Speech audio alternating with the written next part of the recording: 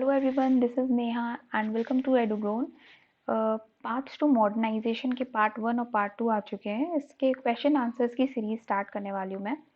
ये term 2 and आपका class 11 का टर्म 2 है हिस्ट्री एंड इसका पार्ट 2 मॉडर्नाइजेशन जो आपका लास्ट चैप्टर है। ठीक है, इसके क्वेश्चन आंसर्स आज हम डिस्कस करते हैं without wasting our time. So question number 1 है, discuss how daily life of transformed was transformed as Japan developed. जब जापान डेवलप हो गया था उसके बाद वहाँ की जो डेली लाइफ थी उसके बारे में बात करनी है कि वो कैसे इफेक्ट करी थी। उसके कॉन्टेक्स्ट में हमको उसके ट्रांसफॉर्मेशन के बारे में बताना है। तो earlier in Japan the patriarchal house hold system prevailed.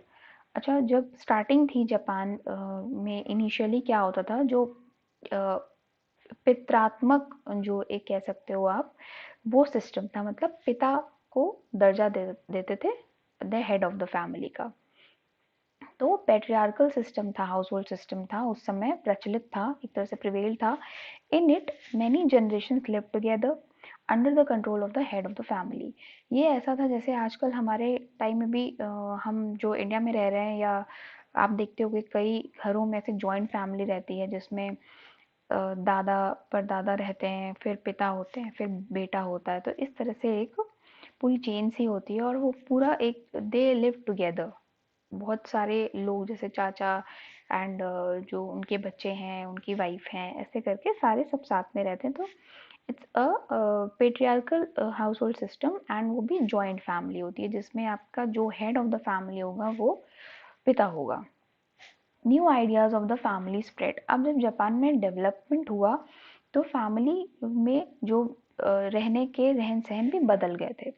People became more affluent. अच्छा, अब लोग जब डेवलपमेंट होगा तो ऑब्वियसली जो पब्लिक होगी उसके पास पैसा भी आने लगेगा। तो जो फैमिली में पैसा आने लग गया था लोगों के पास, वो काफ़ी रिच होने लग गए थे। Homo the new home was a nuclear family.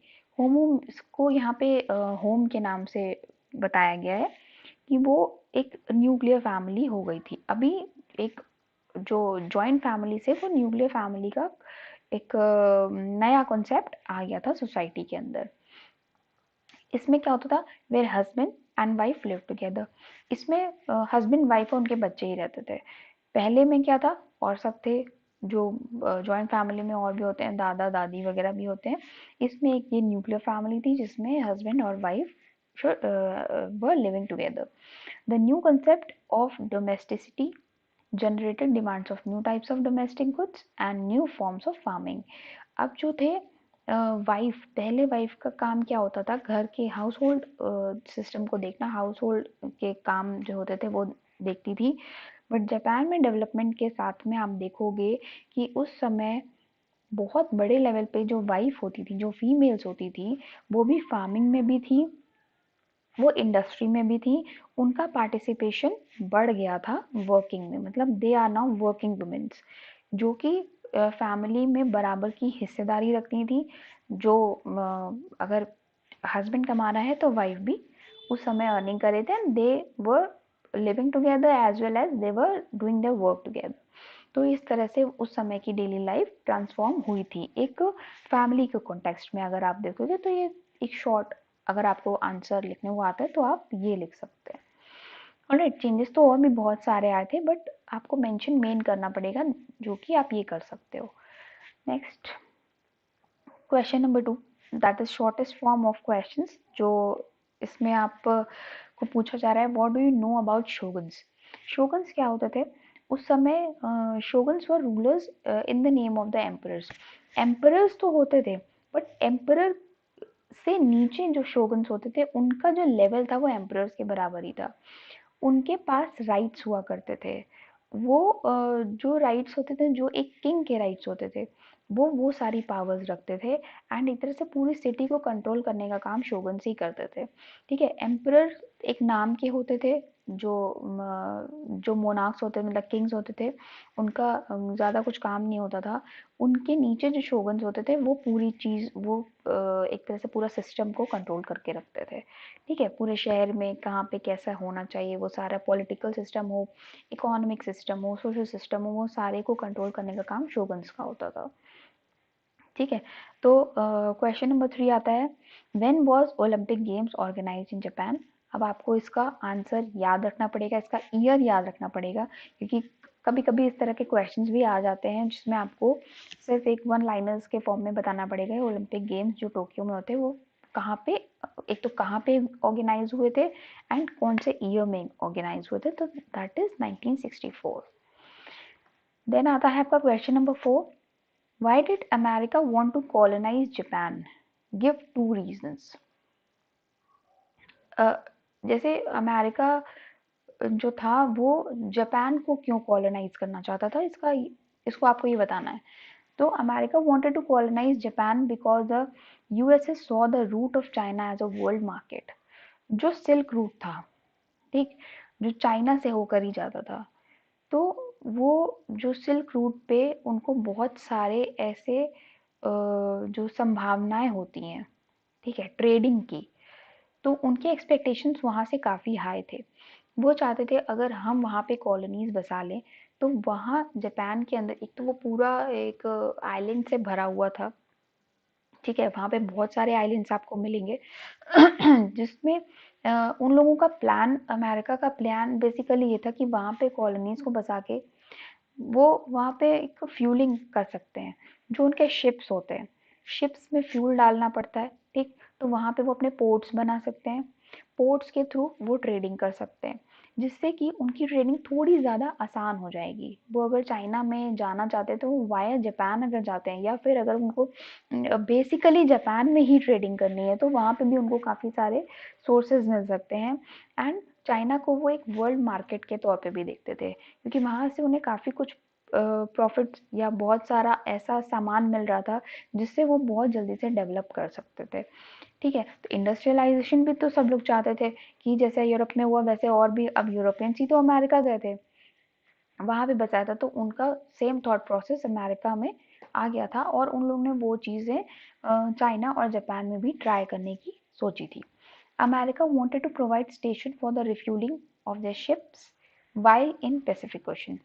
अच्छा, जो जापान था उसके आप देखोगे, उसके राइट में आप देखोगे तो पैसिफिक ओशन आपको दिखेगा, तो वहां पे ही वो शिप्स की रिफ्यूलिंग करने की उनका एक आइडिया था। They wanted to refuel their ships there, तो वहाँ के पोर्ट्स का वो इस तरह से इस्तेमाल करना चाहते थे जिससे वो इजीली ट्रेडिंग कर पाएँ, इजीली वो अपने शिप्स को मूव कर पाएँ, जिससे कि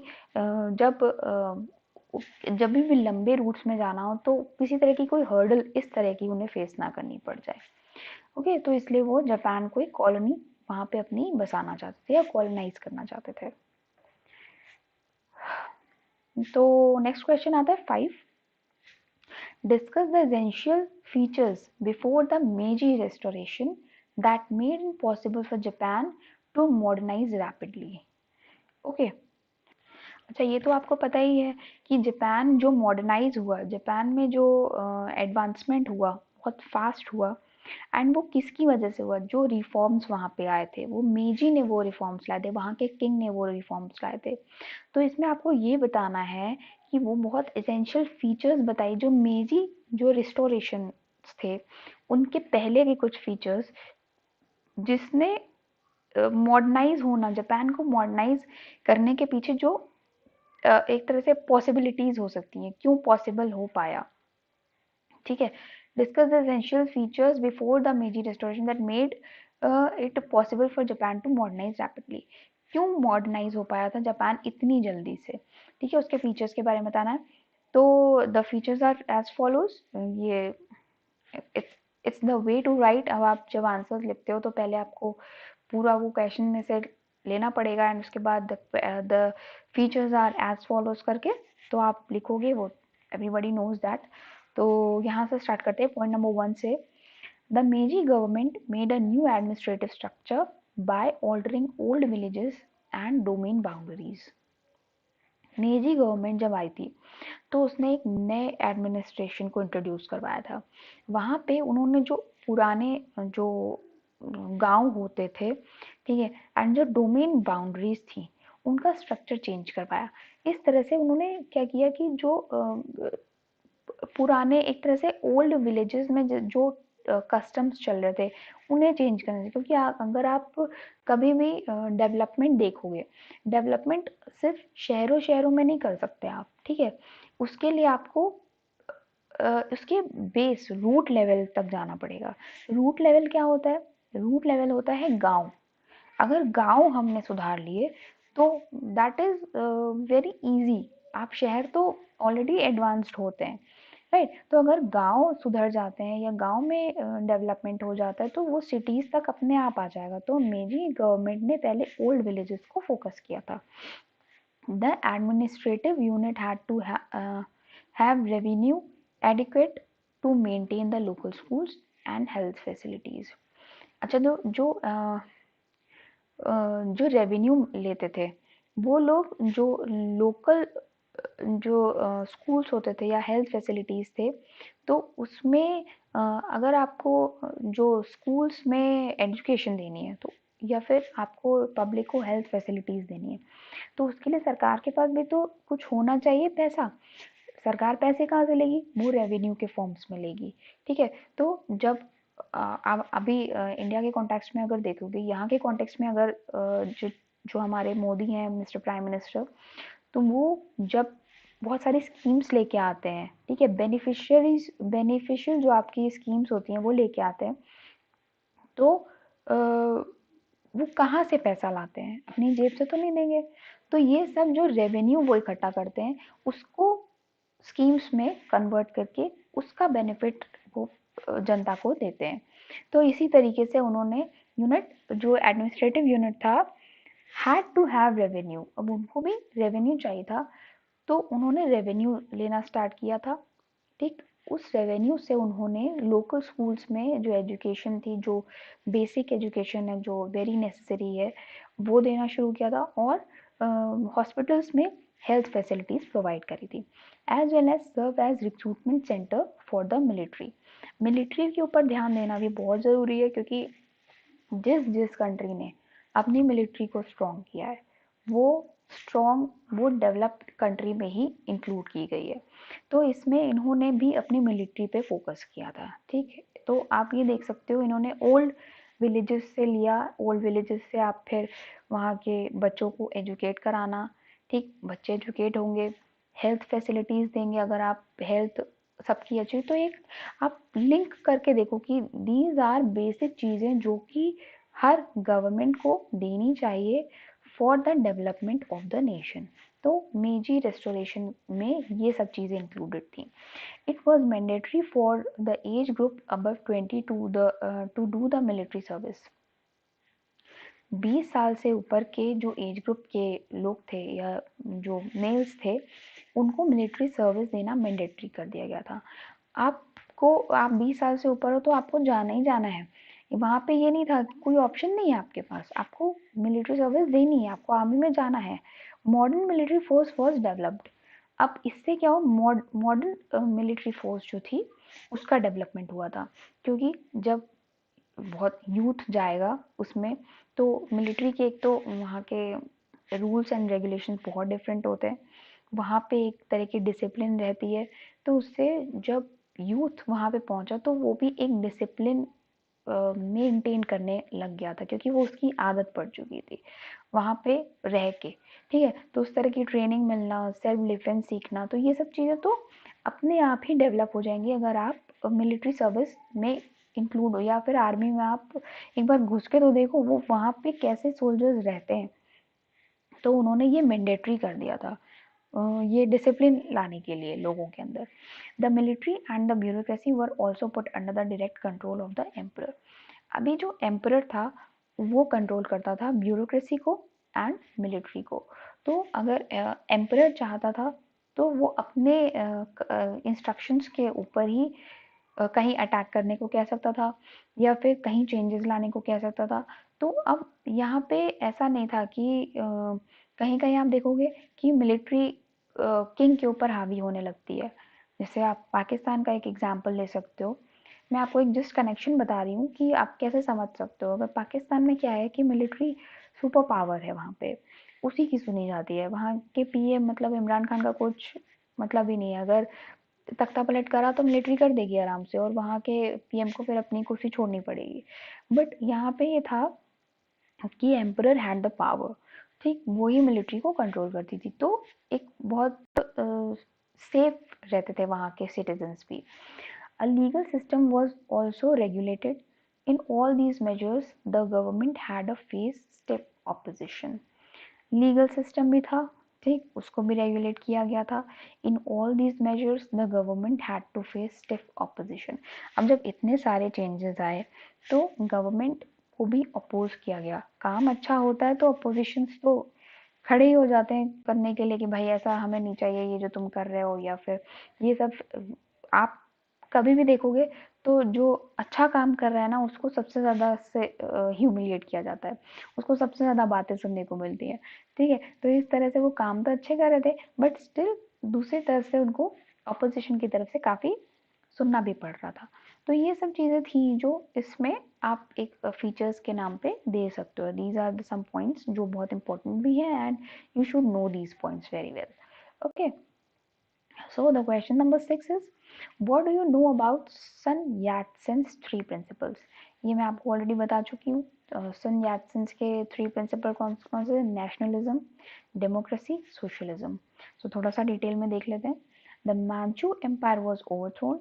मांचू एम्पायर क्या था? वो थोड़ा फॉरेन का माना जाता था, वो वहाँ का नेटिव नहीं माना जाता था। ये मांचू जो एक तरह से एम्पायर समझ लो। तो ये लोग को ये लोग बेसिकली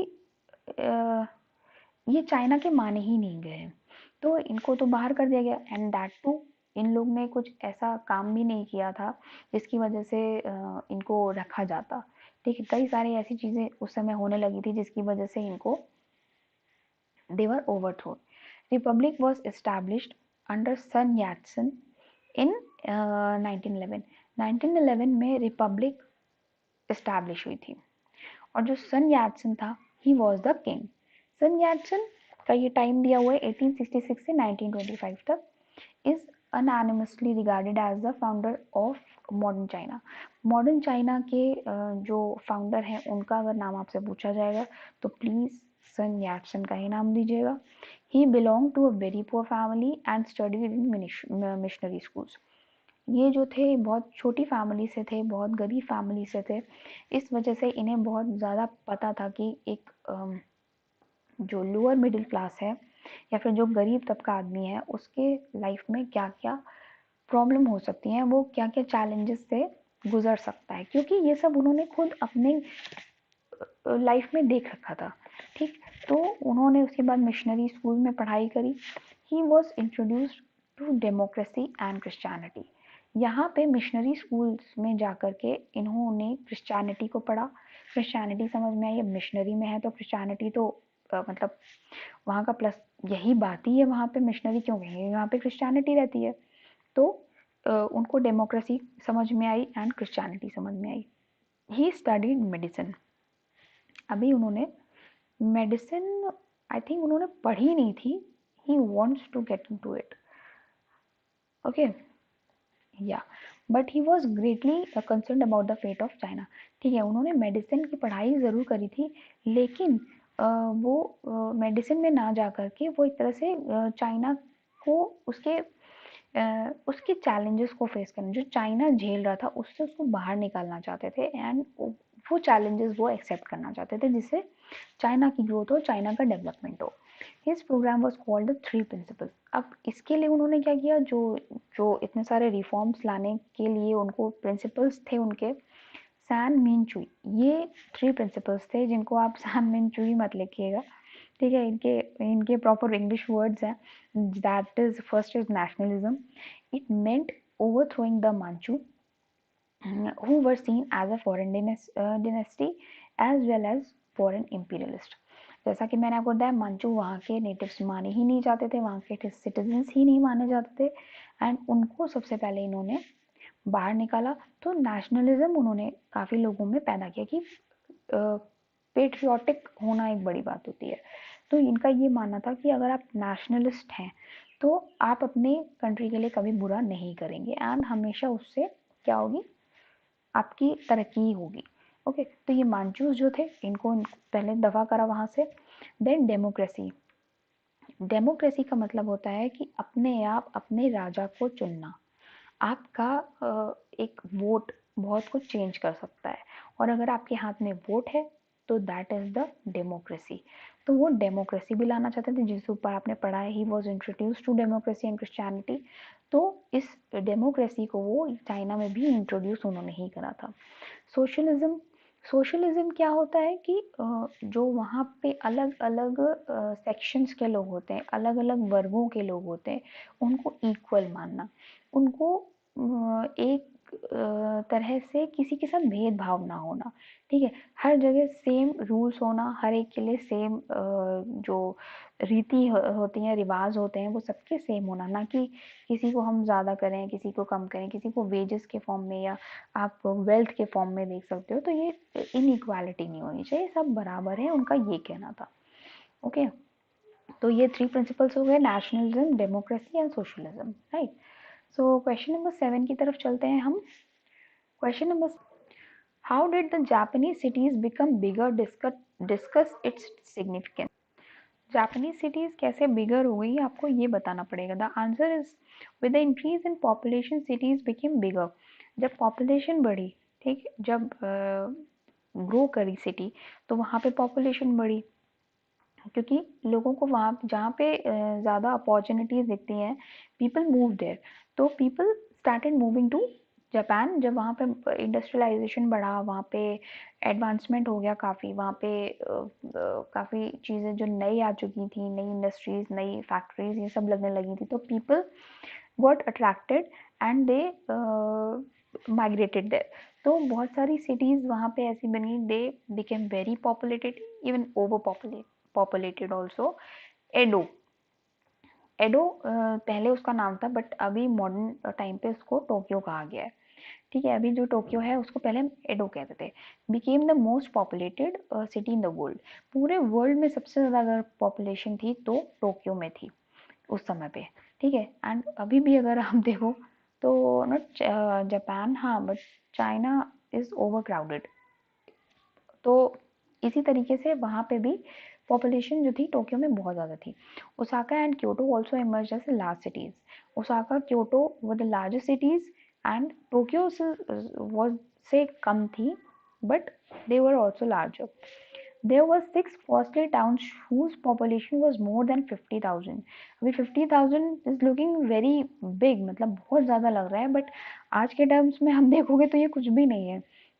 बट हाँ, उस समय पे ये काफ़ी ज़्यादा था। देयर वर 6 कॉस्टली टाउन्स, बहुत 6 कॉस्टली टाउन्स थे, बहुत क्योंकि वहाँ पे इम्प्रूवमेंट हो गया था, बहुत एडवांस हो गई थी वो सब सिटीज़, तो कॉस्टली भी ऑटोमेटिक हो जाएगी, एक्सपेंसिव हो जाएगी। तो और पॉपुलेशन भी जब जब ज़्यादा होगी तो डिमांड भी चीज़ों की ज़्यादा होगी, एंड सप्लाई अगर कम है तो फिर अपने आप ही एक्सपेंसिव हो जाएगा वो area. Its significance may be enumerated in the following ways. हम इनके नीचे पॉइंट्स कुछ बताने जा रहे हैं। With the emergence of big cities, commercial economy grew. ठीक है, जब बिग सिटीज आई, यहाँ पिक्चर में क्या थी, बिग सिटीज आई तो कॉमर्शियल इकोनॉमी ने ग्रो करना शुरू किया। It created financial system. अभी जब सिटीज बढ़ी, इकोनॉमी ने ग्रो करा, तो फाइनेंशियल सिस्टम बढ़ा। Vibrant culture bloomed in cities. जो कल्चर था वहाँ का चेंज हो गया। ठीक है, वाइब्रेंट हो गया, और बल्कि वहाँ पे सिटीज ने बहुत ज़्यादा जब एक तरह से ब्लूम करने लग गई थी, तो लोगों का आना जाना बढ़ा था। ठीक है, people were more interested in reading and writing. People were now very much indulged in reading, पढ़ते थे एंड लिखते थे। तो इस तरह से लिटरेसी जो लिटरेचर था उसको भी बहुत बूस्टअप मिला था उस समय पे। तो हर तरह से the city was growing. Theatre and arts were patronised. जो उस समय का आर्ट था, उस समय का कल्चर था, दैट थिएटर वाज आल्सो पेट्रोनाइज्ड। पहले इतनी वैल्यू नहीं होती थी, बट नाउ उनके आर्ट्स को, उनके वर्क को प्रिजर्व कर रहे थे। ठीक है, उसको रख रहे थे, उसको डिस्प्ले कर रहे थे एक तरह से, तो उससे भी एक काफ़ी ग्रूम मिल रहा था वहाँ पे सिटीज़ को। तो cities were getting very better. अभी जो अर्बन सिटीज़ थी, ये सब अर्बन सिटीज़ ही हैं अभी भी आप देखोगे तो कई जो बिग सिटीज़ होती हैं, बड़ी सिटीज़ होती हैं, वहाँ पे क्या होता है, लिटरेसी रेट ज़्यादा होता है। वहाँ पे जो आर्ट्स एंड कल्चर्स हैं वो बहुत उन लोग को पैट्रनाइज़्ड किया हुआ होता है, ठीक है? उन्हें संरक्षण मिला होता है, ठीक? एंड वहाँ की इकोनॉमी भी काफ़ी ग्रो कर चुकी है, क्योंकि वहाँ पे बहुत सारी फैक्ट्रीज़ बहुत लग चुकी होती हैं। फैक्ट्रीज़ जब होंगी, वहाँ पे ज़्यादा से ज़्यादा वर्कर काम करेंगे एंड वहाँ पे ज़्यादा से ज़्यादा प्रॉफ़िट होगा। एंड एक तरह से बहुत अच्छी लाइफस्टाइल होती है वहाँ के लोगों की भी। तो इस तरह से that Japanese cities were becoming very bigger that time. Okay, now write any two ways to depict how China was influenced by Japan. आपको टू वेज बताना है कि जो चाइना था वो जापान से इन्फ्लुएंस कैसे हो गया था। इन्फ्लुएंस तो था to train its citizens in modern subject. मैंने यार हर जगह मॉडर्न को मॉडर्न लिखा हुआ है, I don't know. To train its citizens in modern subjects and ideas, students now went to England, Japan, France to acquire modern education. मैं यहाँ पे जहाँ जहाँ मॉडर्न है भाई मॉडर्न कर लेना, ओके, इट्स माय मिस्टेक। सो जो चाइना के सिटीजन थे उनको ट्रेन करने के लिए वहाँ पे क्या हुआ, तो जापान में भेजा जाने लगा। Students now went to England, Japan, France. England, Japan और फ्रांस, यहाँ पे इंडस्ट्रियल रेवोल्यूशन हुआ था। एंड इसका जो इंडस्ट्रियल रेवोल्यूशन का एक तरह से जो फादर था वो इंग्लैंड ही था। उसी ने सब जगह कॉलोनीज बसाई, उसी ने सब जगह कब्जेदारी करी एंड डेवलप किया अपनी कंट्री को, ठीक, दूसरे को चूज के अपनी कंट्री को बढ़िया अच्छा बनाया उसने। तो वहाँ के हर जगह रिसोर्सेज वो लेके आया एंड अपने आप उसने काफ़ी अच्छे से डेवलपमेंट करा था। तो ये फ्रांस में भी हुआ, फ्रांस ने भी अपनी कॉलोनीज बनाई थी। तो इन सब एक तरह से रेवोल्यूशन हुआ इन सब के से ग्रोथ को देख करके चाइना ने अपने जो स्टूडेंट्स थे उनको वहाँ पे मॉडर्न एजुकेशन एक्वायर करने के लिए भेजा था, जिससे कि वहाँ से कुछ आइडियाज़ आए, कुछ नए आइडियाज़ मिलेंगे तो वो अपनी सिटी को भी ग्रोन, अपनी कंट्री को भी ग्रोन कर सकते हैं। Many Chinese became republicans under the Japanese influence. अभी जो जापानीज इन्फ्लुएंस था जिसकी वजह से चाइनीज बिकेम रिपब्लिकन्स। जो वहाँ के चाइनीज थे, चाइना के लोग थे, वो जापानीज से इन्फ्लुएंस होके ही अब रिपब्लिकन्स बन गए थे। मतलब हर चीज़ का जो ग्रो करने का सोर्स था वो जापान था। जापान, इंग्लैंड, फ्रांस, इन सब से वो काफ़ी इंस्पायर्ड थे और उन्होंने अपनी कंट्री को भी इसी तरह से ग्रो करना चाहा, क्योंकि वहाँ पे भी कॉलोनीज बनी हुई थी। वो भी एक तरह से बहुत सारे उसके रिसोर्सेज जा रहे थे।